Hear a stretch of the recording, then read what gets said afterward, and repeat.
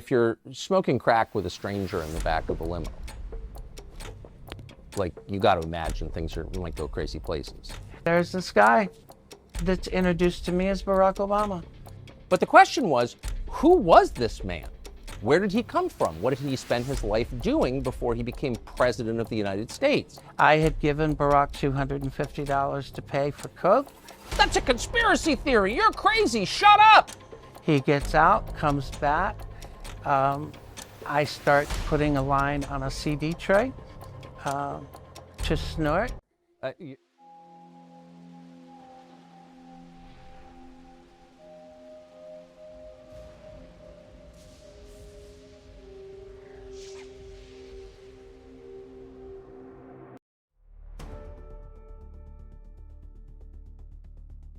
Well, the news media, whose job it is to answer those questions, spent the entire '08 campaign trying to keep you from knowing the answers. Larry Sinclair is an American author and political figure who gained public attention for his controversial claims about former President Barack Obama. Sinclair alleges that he had a sexual encounter and used drugs with Obama in the late 1990s. These assertions, which he detailed in his self-published book, have sparked significant media interest and debate. Despite widespread skepticism and a lack of corroborative evidence, Sinclair's claims continue to be a topic of discussion, particularly among those critical of Obama. His background includes various legal troubles which have further complicated the public's perception of his credibility. He said that in 1999, he had encountered Barack Obama in Illinois, had sex with Barack Obama, and then used cocaine with him. That's a conspiracy theory. You're crazy. Shut up. Sinclair went on to make these claims publicly at the National Press Club in Washington, to sign a sworn affidavit, and to take a lie detector test. But he was dismissed. In fact, he was attacked. That's a conspiracy theory. You're crazy. Shut up.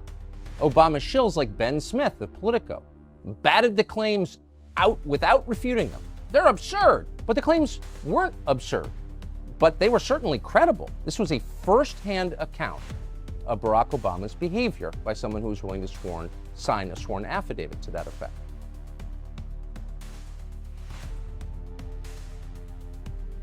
Where did you meet Barack Obama? It was by accident. I was in the Chicago area in '99 for Lee Duke's graduation from the Naval Academy.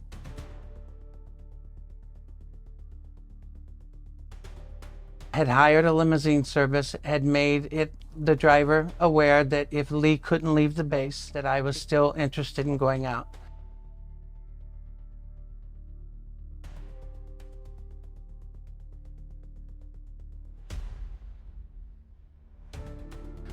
And had asked the driver if he knew anybody that was available that might want to show me, Chicago. And he said he did. So, well, who was the driver? His name was Jamir Multani. I was definitely looking to party.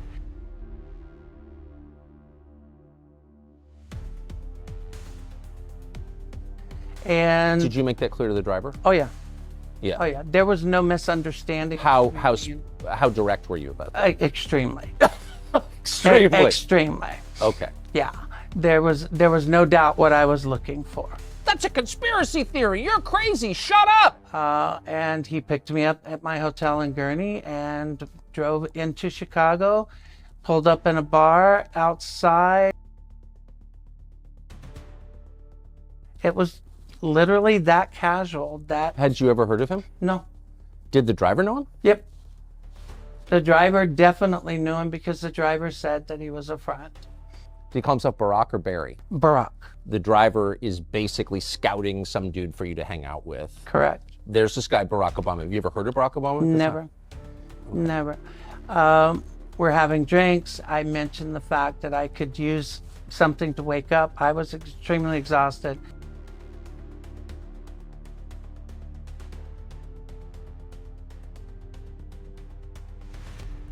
He immediately knew what I was referring to and had made the suggestion that he knew where we could get it, and we left to go get it. I had no idea he was in politics. I just knew that he was supposedly married and at the time was going through some issues with the marriage.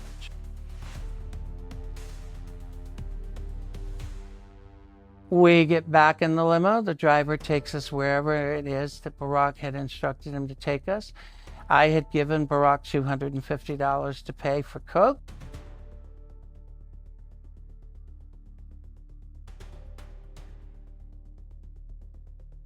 He gets out, comes back.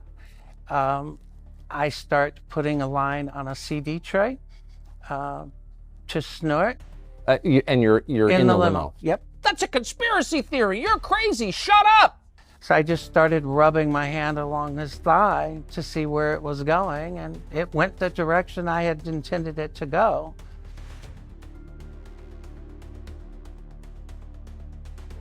I start to put a line on a CD tray, and I just happened to notice that he pulls something else out of his pocket. And next thing I know, he's got a little pipe and he's smoking. Look, I've done a lot of crazy things in my lifetime. I'm a pretty good judge of character, and I pretty much know whether or not I can move in a certain direction with an individual.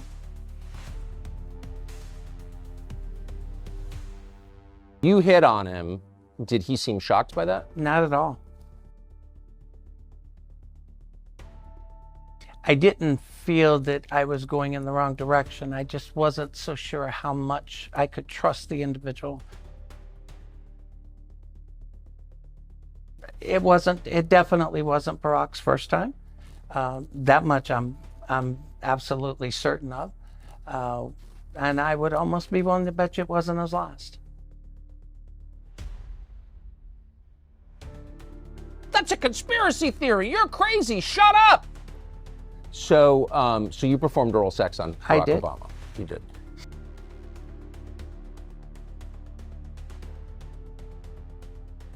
The driver has the partition up. He didn't have a problem with it. He didn't put it down for any reason. I mean, he kind of set up the whole thing for this in the first place. Exactly.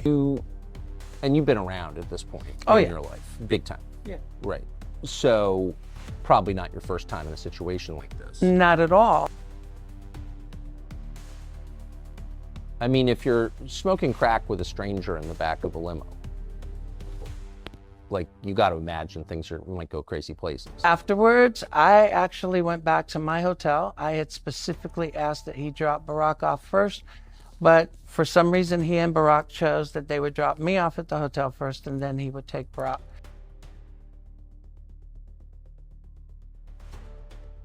What hotel was that? It was the Comfort Inn in Gurney. Ooh, that sounds depressing.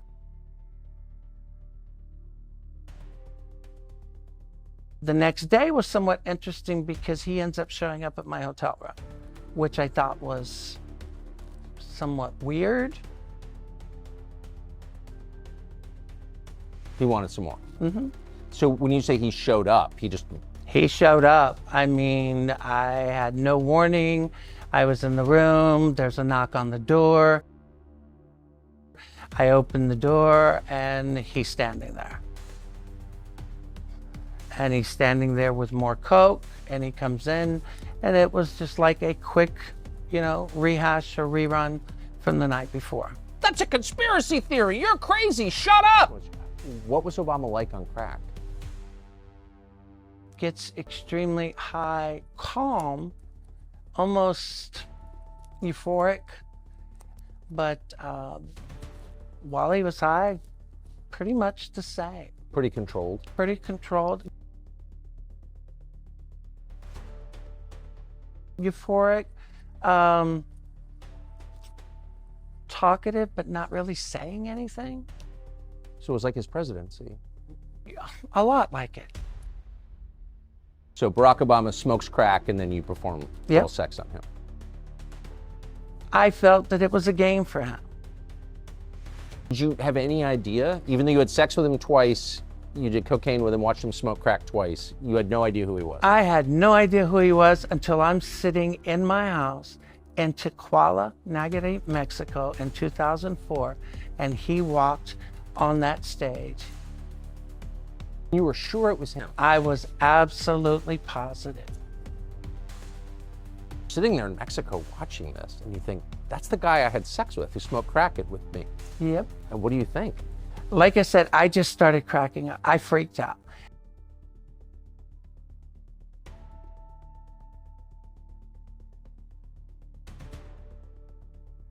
I'd seen a lot of these college kids talking about how thrilled they were, how there was a candidate who was completely honest about his entire life, his drug use, what he did when he was in school. Why don't you just simply come out and say, I did coke and I've done it as recently as 1999? Just tell the truth. Put it out there and be honest and let it stay as the truth rather than this back and forth.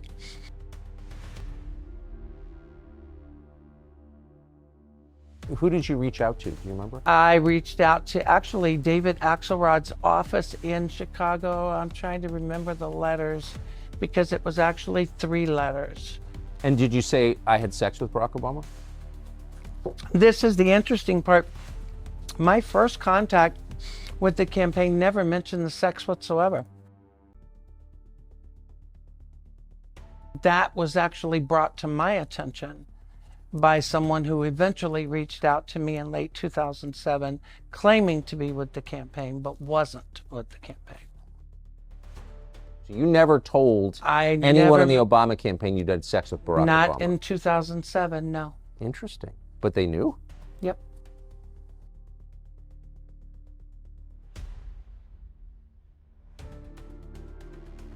The phone calls that I got in late 2007 came from a gentleman that I have repeatedly identified as Donald Young. And it was Donald Young who had mentioned to me that the campaign was not going to acknowledge the sex and the drug interaction. This man, Donald Young, called you and told you that he knew you'd had sex with Barack Obama.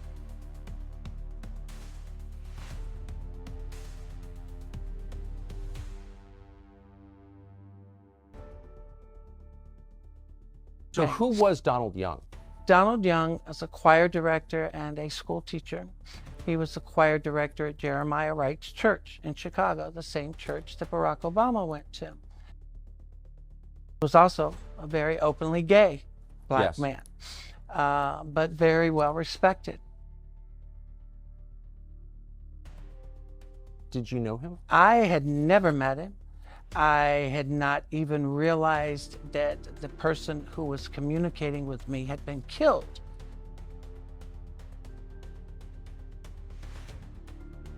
Is it publicly confirmed that he knew Barack Obama? Oh, yes. Yes. Donald Young's own mother has repeatedly said that she feels that her son died to protect Barack Obama.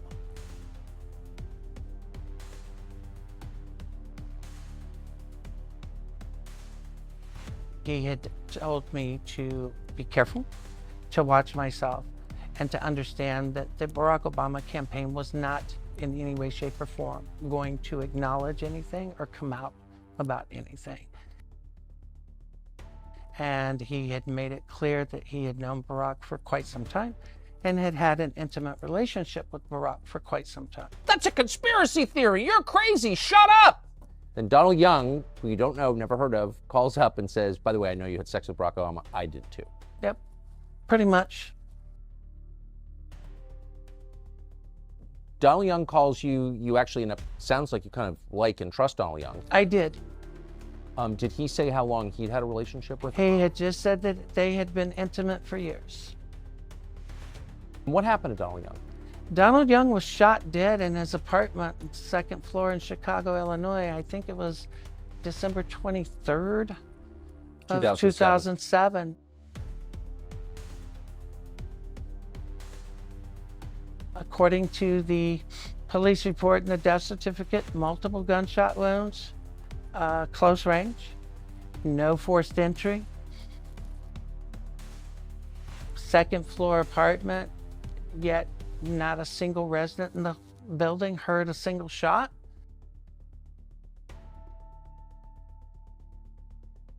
Jeremiah Wright announces that Donald Young's dead earlier that morning, even before it was announced, even before he was declared dead.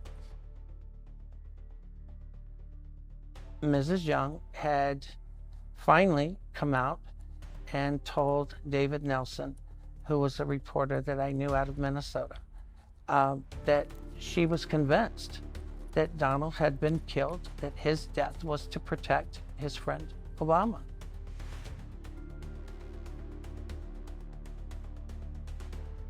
And she confirmed that they had, in fact, been extremely close for years. She believed that his death was due to protecting Barack Obama. And I made the same argument. I'm not accusing Barack of anything, but I said, I'm willing to bet my life that Barack Obama and Jeremiah Wright both know or have knowledge of who killed Donald Young.